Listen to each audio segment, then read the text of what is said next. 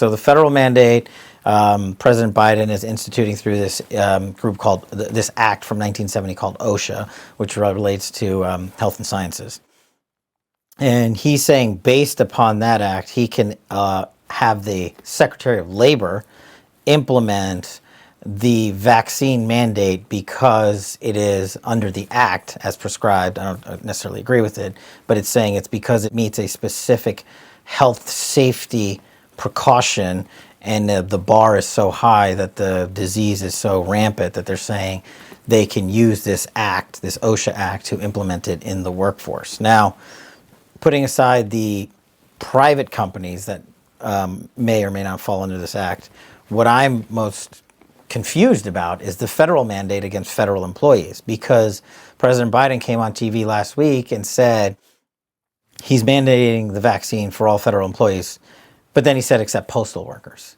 And you know, as a guy who used to be a lawyer and sort of practice some of these, you know, delicate situations, I was confused. I didn't know why the U.S. Postal Service, 800,000 some workers, were exempt. You know, why wasn't the Department of Education exempt? What about the employees of the Department of Agriculture? How about the Defense Department? How about DOJ? How about FBI?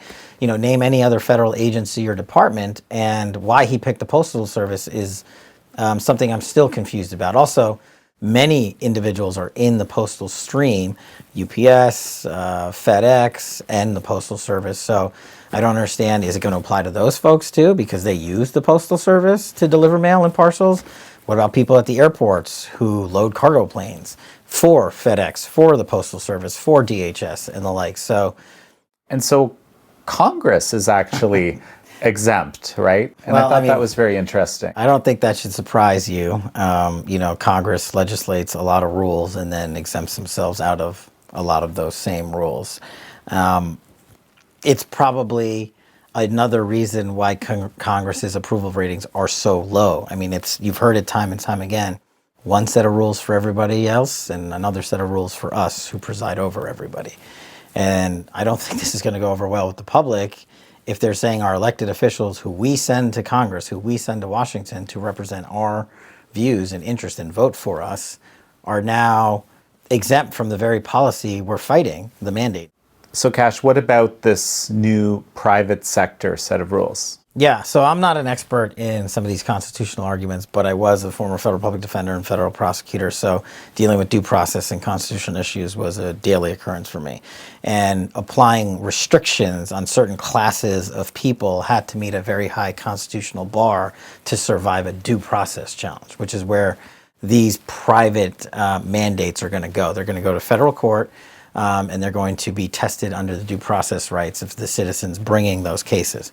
Now, in order to bring it, you have to have this thing called standing, which means a certain individual who's bringing the case has to be someone who was stuck in this class of people. In this case, those that were mandated to take the vaccine, i.e. the LA police officers that are bringing their case out in California, right? But there's going to be a litany of litigation in this field, and it's going to bubble up quickly through the federal courts. And as you know, Jan, but some of our viewers might know, just because a court rules in California, federal court, a different court may rule in Ohio, and a separate federal court will rule in New York.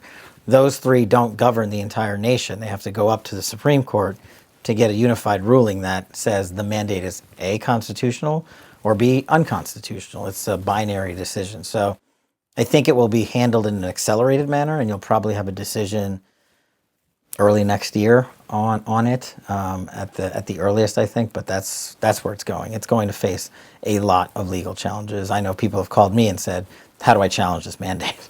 And so I'm helping them where I can, but it's not going away. What is the private mandate exactly? I mean, we've heard like 100 plus people in a private enterprise are required, or the company's going to get fined. Yeah, I think there's a couple layers to it, because states and local municipalities are layering their own mandates on their own citizens within their states and municipalities. Then President Biden issued an overarching mandate that said if you have 100 or more employees in your company based on OSHA, like we talked about earlier, I, the President of the United States, can mandate this through the Department of Labor and the Labor Secretary, because what your 100 plus employees do infringes upon so much commerce that's in the act that it has such a national nexus that we need to make sure that those individuals who are a part of that process are vaccinated. That's what they're saying, Joe Biden, from a federal perspective. So it gets even more complicated because you have California, New York City issuing their own mandates. Monday, just this past week, New York City's own mandate applications went into forcing folks on the NYPD to become vaccinated.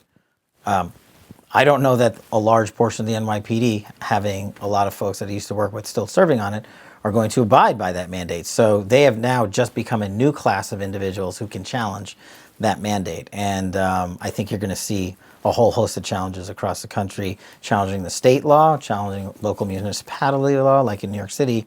And ultimately, it always becomes a federal issue whether or not Joe Biden issued his own mandate, because it's a due process claim. So due process is something that can be arbitrated by the federal courts, and has to be, in order for it to have a binding decision on its citizens.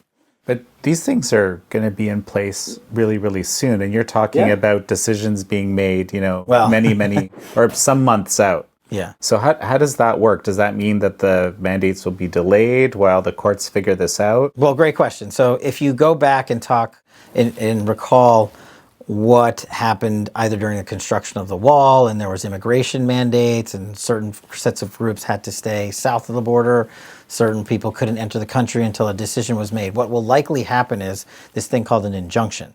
So the parties, in this case, the aggrieved parties, those that say, I do not believe this mandate to have me vaccinated is constitutional, and the Department of Justice, who defends these cases in federal court, will go into court and the aggrieved party will seek an injunction and say, for now, while the case is litigated, hold it off. That's the legal term that we use is a stay or an injunction, where the federal judge comes in and says, while this case is being heard by me, this mandate is on hold. So you guys carry about your daily lives as if it weren't in effect until we decide the matter.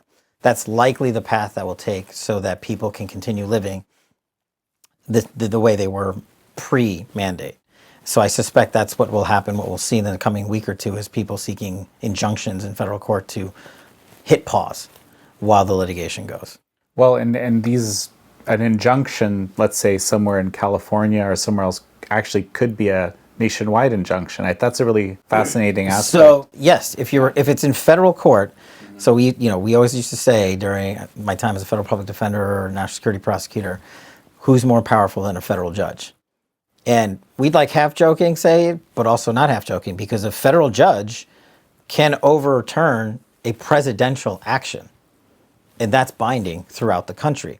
So when there was a group of individuals, states attorneys general, that came together to challenge President Trump's immigration law and border activities, what a federal judge in Texas did was issue a nationwide injunction to allow the Trump administration to carry out its policies while the cases went through not just his court, but out in California, out in New York, and ultimately to the Supreme Court. So you may see something like that, and that federal judge's injunction can be binding across the country.